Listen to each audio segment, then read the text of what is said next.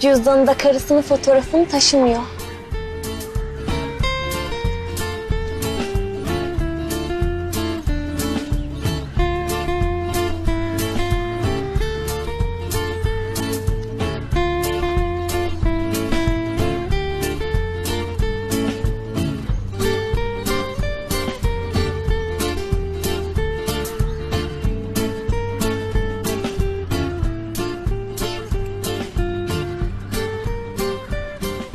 İşte bu.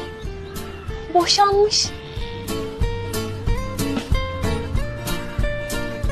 Başarılı iş insanı yüksek mimar Emir Tarhun'un evliliği kısa sürdü. Tarhun ailesi boşanma süreciyle ilgili basına açıklama yapmazken... boşandığı karısı? Yok mu hiç fotoğrafı, görüntüsü?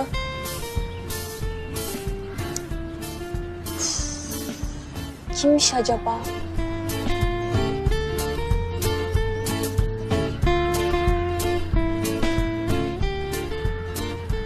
Yok, yazmıyor işte. Aman neyse. Boşanmış sonuçta. Boşandıysa gömleği karım aldı demişti.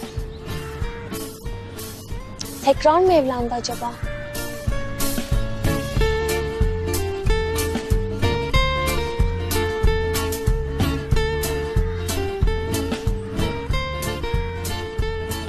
Evlendi diye de hiç haber yok.